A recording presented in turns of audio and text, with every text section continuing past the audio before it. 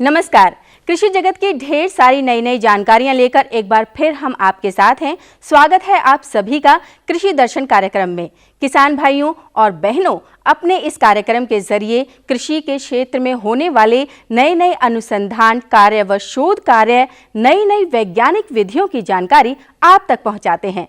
आज के कार्यक्रम में खबरें खेती की मंडी भाव तो होंगे ही, साथ ही आपके भेजे पत्र, ईमेल भी शामिल होंगे।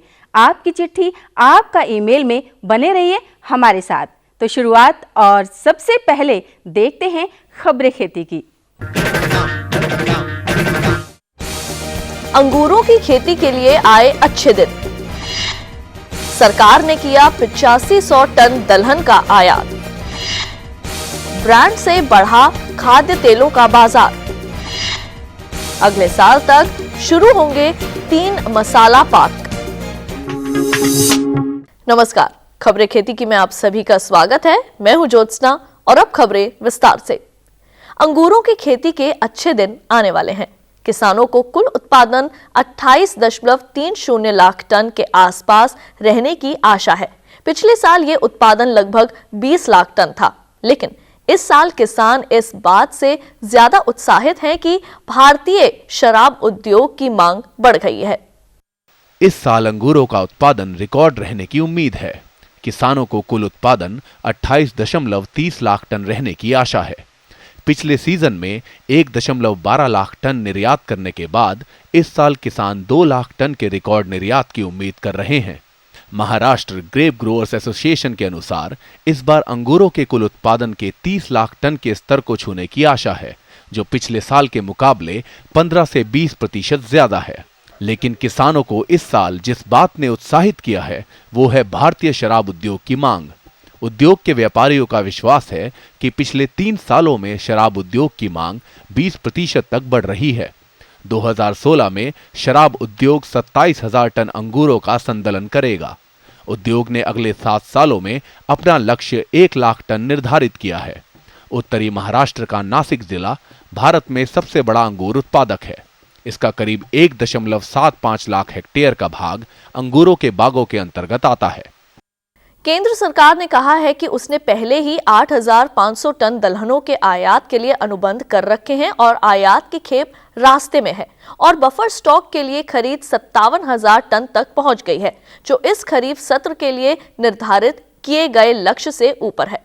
एक सरकारी बयान के अनुसार आवश्यक जिन्सों की कीमतों की उपलब्धता के लिए समीक्षा में बताया गया कि केंद्र सरकार ने दलहन की कीमतों को काबू में रखने के लिए पहले ही 8500 टन दलहन के आयात के लिए अनुबंध कर रखा है और खेप रास्ते में ही है। और इसके साथ ही केंद्र ने बफर स्टॉक बनाने के लिए 51,000 टन दलहन की खरीद की है, जो इस खरीफ सत्र के लिए निर्धारित लक्ष्य से ऊपर है।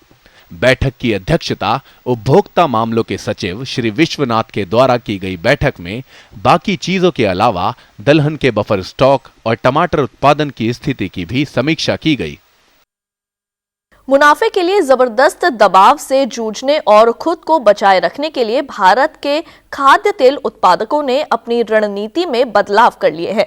अब वे डिब्बों में खुला तेल बेचने की बजाय ब्रांडेड उत्पाद के रूप में बेचने लगे हैं। खाद्य तेल में अधिक मुनाफा कमाने व वर्तमान परिस्थितियां देखते हुए खाद्य तेल उत्पादक अब ब्रांड पर ध्यान देने लगे हैं और साथ ही अपना वजूद बचाने के लिए बदलनी शुरू कर दी है अपनी राजनीति। बिक्री की इस रणनीति में बदलाव ने न केवल छोटे और मध्यम उत्पादकों को विलुप्त होने से बचाया है, बल्कि रुचि, सोया इंडस्ट्रीज, अदानी विल्मर और कारगिल जैसे बड़े उत्पादकों को भी 30% तक मुनाफा दिलाने में मदद की है। ब्रांड में इतना फायदा है कि बड़े स्तर पर खुला तेल बेचने में भी इतना फायदा नहीं है। हालांकि बड़े उत्पादकों ने खाद्य तेल के कारोबार को आशाजनक तेल की मांग में ब्रांडेड और पैक्ड श्रेणी का हिस्सा 5 साल पहले के 30 से 35% से बढ़ाकर अब 65 से 70% तक पहुंचा दिया है। छोटे किसान व्यापारियों और निर्यातकों की सहायता के लिए मसाला बोर्ड उत्तर प्रदेश, राजस्थान और गुजरात में 3 और मसाला पार्कों की स्थापना की योजना बना रहे हैं। हालांकि इनमें से 2 पार्क अगले 1 साल में काम करना शुरू कर देंगे।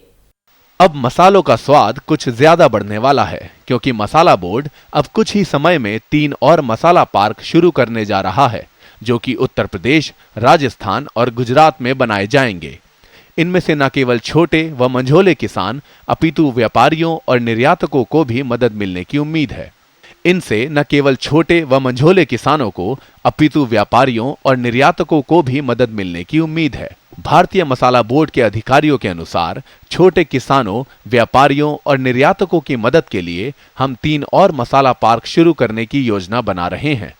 पार्क में सफाई, श्रेणीकरण, संसाधन और पैकेजिंग की सुविधाएं होंगी।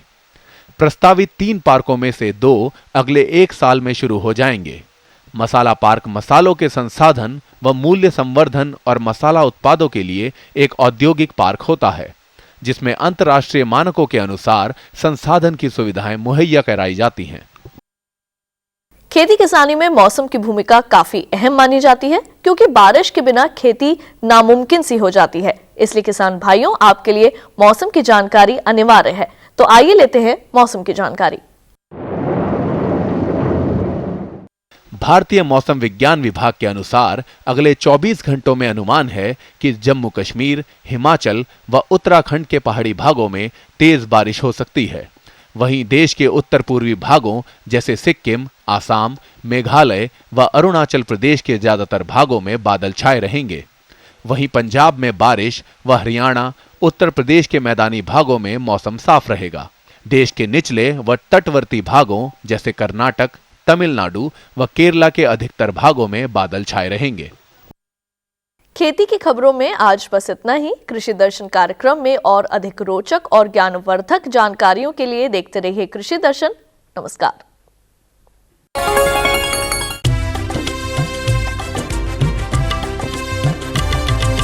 सहकारिता के बल पर विकास के लिए उठे कदम, जन सहकार की ताकत लेकर आगे बढ़ते जाएं हम। जन जन ने इस क्रांति में है विश्वास जगाया, हम सब ने मिलकर विकास का परचम है फहराया। दूर जहां सूरज उगता उस धरती से मैदानों तक, हिम शिखरों के श्वेत बर्फ से हिंद महासागर तक। श्वेत क्रांति हो, हरित क्रांति या ग्राम विकास की बात, एकता ही धर्म हो अब चाहे दिन हो या रात। हिंदू मुस्लिम सिख ईसाई सबने कदम बढ़ाया, हम सब ने मिलकर जब ये अभियान चलाया। कृषि मंत्रालय भारत सरकार द्वारा जनहित में जारी। ये लो और बताओ। बस। अरे ये क्या भैया जी, बस इतनी सी रासायनिक खाद? किसानी छोड़ रहे हो क्या? किसानी नहीं, नादानी छोड़ रहे हैं। मिट्टी की जांच कराई है। अब तो लालाजी जितनी जरूरत है उतने ही उर्वरक खेत में डालेंगे। हाँ, किसान भाई आज ही अपने जिले की नजदीकी भूमि परीक्षण प्रयोगशाला में मिट्टी की जांच जरूर करवाएं और मिट्टी में पोषक तत्व, नमी व पौधे के विकास को देखते हुए केवल जरूरत के अनुसार ही पोषक तत्व डालें। और हाँ, मिट्टी में गंधक, जस्ता, बोरोन जैसे सूक्ष्म पोषक तत्वों का पता लगाना भी न भूलें। उर्वरक और जैविक खाद के सही उपयोग से भूमि का उपजाऊपन बनाए रखें, उत्पादकता बढ़ाएं, खर्चा घटाएं और बहुमूल्य विदेशी मुद्रा बचाने में भी सहयोग दें। और हाँ, धीमी गति से नाइट्रोजन उपलब्ध कराने वाले उर्वरकों जैसे नीम लेपित यूरिया को प्राथमिकता दें और यूरिया का पत्तों पर छिड़काव करें। अरे वाह, तू तो सचमुच समझदार हो गया रे। अधिक जानकारी के लिए संपर्क करें जिला कृषि अधिकारी या किसान कॉल सेंटर। जैसा कि आप जानते हैं, कृषक हमारे देश का आधार हैं। कृषि हमारा मुख्य व्यवसाय है। कृषि क्षेत्र में आने वाली छोटी छोटी समस्याओं का समाधान इस कार्यक्रम के माध्यम से करने की हम पूरी कोशिश करते हैं। अपनी समस्या और जिज्ञासा को आप अवगत कराते रहिए अपने पत्रों और ईमेल के जरिए। तो चलिए आपका इंतजार खत्म करते हैं, देखते हैं आपकी चिट्ठी, आपका ईमेल।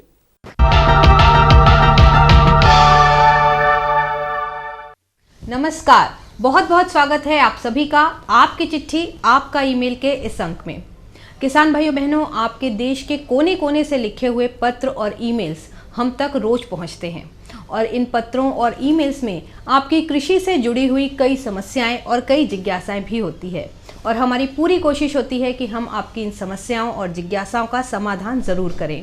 तो आज आपके कुछ पत्रों और ईमेल को हमने शामिल किया है और इन सभी का जवाब देने के लिए आज हमारे साथ हैं भारतीय कृषि मंत्रालय के अपर आयुक्त doctor Y R Meena. Doctor साहब, आपका बहुत बहुत स्वागत है हमारे आज के कार्यक्रम में।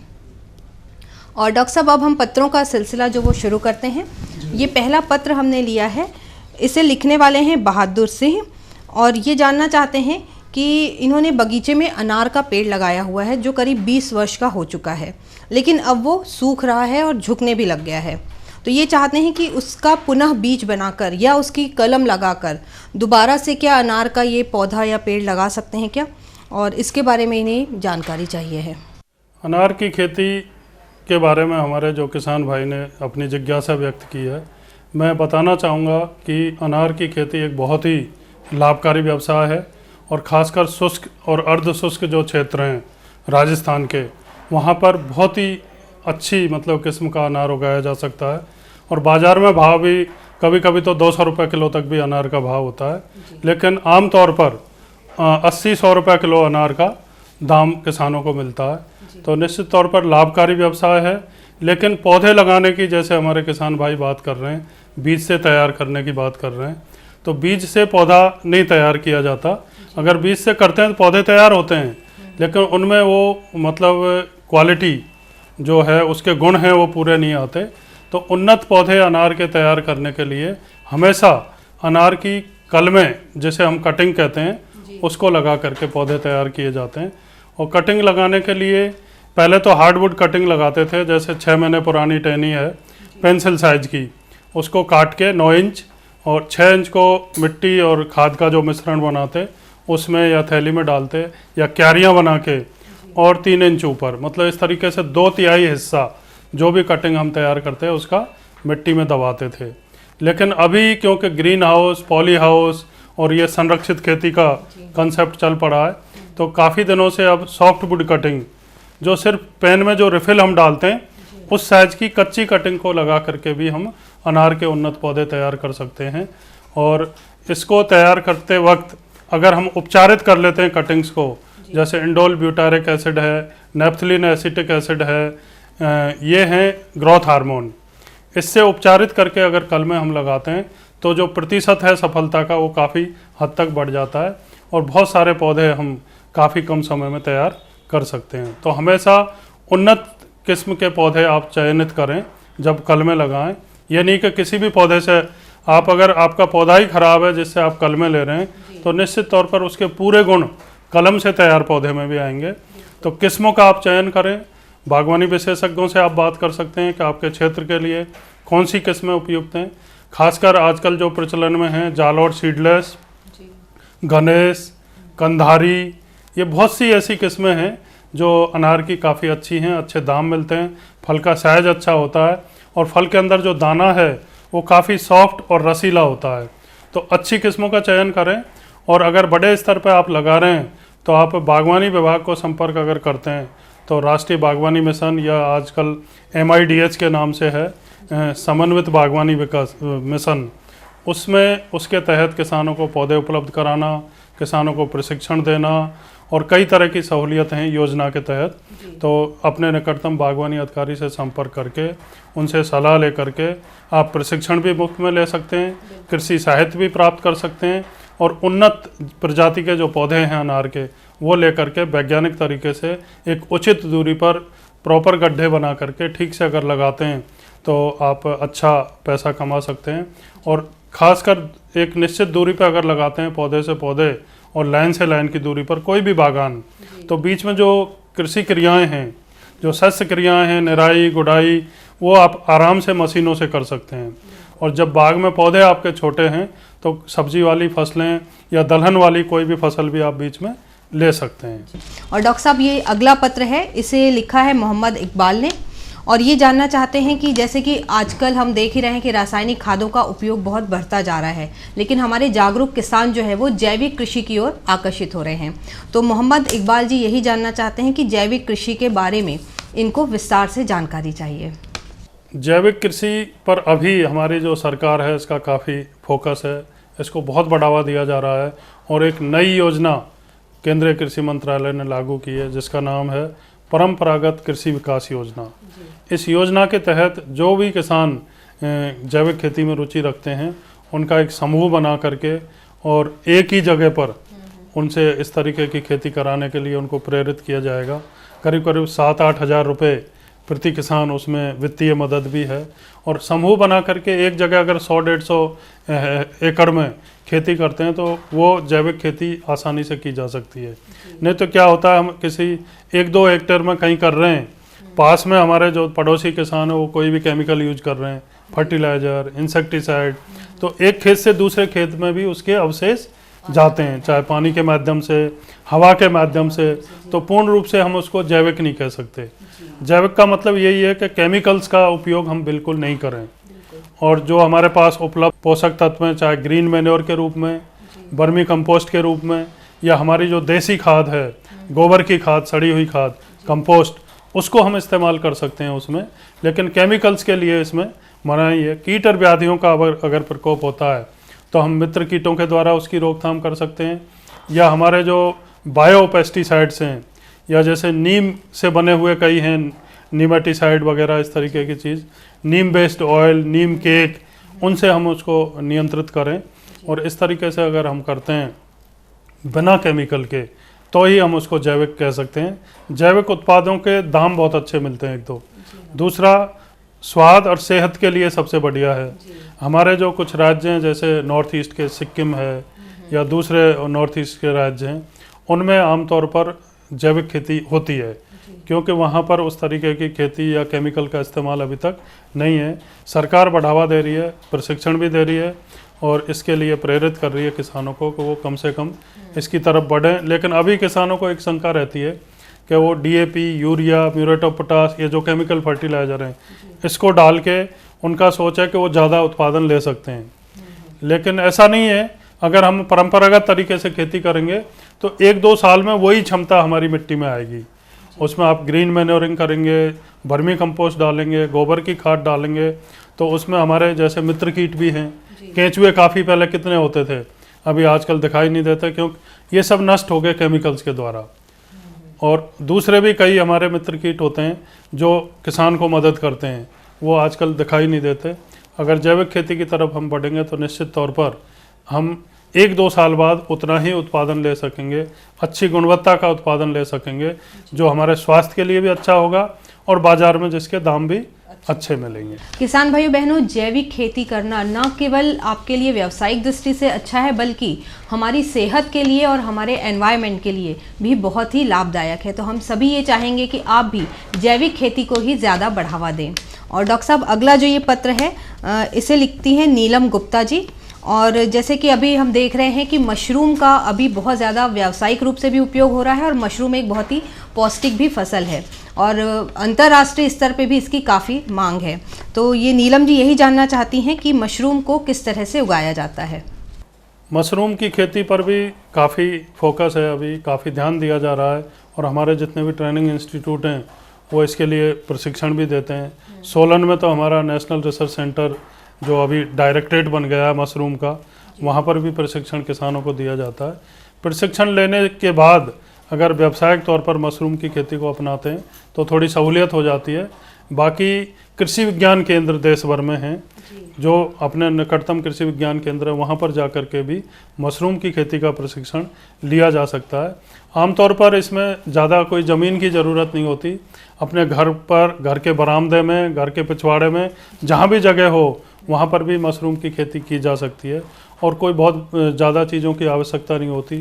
जैसे गेहूं का भूसा है, धान का पुआल है, इस चीज़ की ज़रूरत होती है। मान लो 10 किलो हम धान का भूसा या पुआल लेते हैं, तो उसमें 7 ग्राम बेविस्टीन और 100 मिलीलीटर वो डला के फॉर्मलिन 100 लीटर पानी में घोल बना के अगर उसको 18 से 20 घंटे भिगो के रखते हैं अच्छे से, और भिगोने के बाद में 4-5 घंटे उसको पानी को निथारते हैं।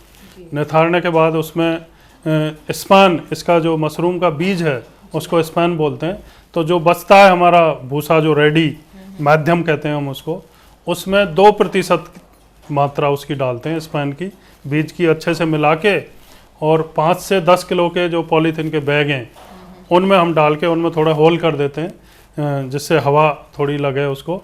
और जहाँ भी मशरूम की फसल हमने लेनी है, बरामदा या जो भी जगह हमने चिन्हित की है, वहाँ पर उनको लटका के भी रख सकते हैं, और अगर कोई टेबल है या उस तरीके का हमने प्लेटफॉर्म बनाया हुआ उस पर भी रख सकते हैं। 26 से 28 दिन के अंतर्गत आपको वो मशरूम तैयार हो जाएगा। और आमतौर पर देखा गया है कि जैसे बटन मशरूम है तो 1 किलो जो ड्राई हमारा भूसा है उससे 500 से 600 ग्राम मशरूम आपको प्राप्त होगा और अच्छी किस्म का मशरूम मिलेगा जो बाज़ार में काफ़ी उसकी मांग भी होती है और पौष्टिक बहुत होता है। और कई तरह से इसके आजकल तो व्यंजन बनने लगे हैं। मशरूम का सूप है, मशरूम का अचार है, मशरूम को ड्राई करके भी यूज लेते हैं और 5 स्टार होटल्स में तो हमेशा एक सब्जी मशरूम के रूप में आपको उपलब्ध होती है। डॉक्टर साहब, आज आपने हमारे किसान भाइयों की कई समस्याओं और जिज्ञासाओं का बहुत ही विस्तार पूर्वक जवाब दिया है। हमें उम्मीद है कि हमारे किसान भाइयों को इससे लाभ ज़रूर मिलेगा। डॉक्टर साहब, आपका बहुत बहुत धन्यवाद। किसान भाइयों, हमें पूरी उम्मीद है कि आज के कार्यक्रम से आप लाभ ज़रूर उठाएंगे और अपनी कृषि संबंधी समस्याओं और जिज्ञासाओं को इसी तरह से हम तक पहुंचाते रहेंगे और अगले अंक में मिलेंगे आपकी कुछ और नई समस्याएं और जिज्ञासाएं लेके। नई तकनीक सभी को अच्छी लगती है। मैंने भी अपने खेत की तैयारी, बुआई, जुताई, गहाई वगैरह के लिए छोटी मशीनें अपनी जरूरत के हिसाब से खरीदी। मैंने अपने खेतों में मशीन का प्रयोग किया तो काम जल्दी और आसान हो गया। खेती में मशीनों के इस्तेमाल के बाद मुझे मिली भरपूर पैदावार और ज्यादा मुनाफा। छोटी मशीनें तो हमारी अपनी अपनी हैं, लेकिन बड़ी मशीनें हमने समूह बनाकर खरीदी। किसान भाइयों और बहनों, आप भी उन्नत मशीनों और उपकरणों की खरीद पर वित्तीय सहायता का लाभ उठाएं, अपनी आमदनी बढ़ाएं और खुशहाली पाएं।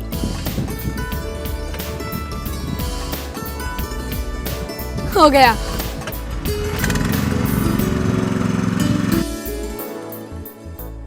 मैंने सोच लिया है, मैं तुझे कृषि का इंजीनियर ही बनाऊंगा।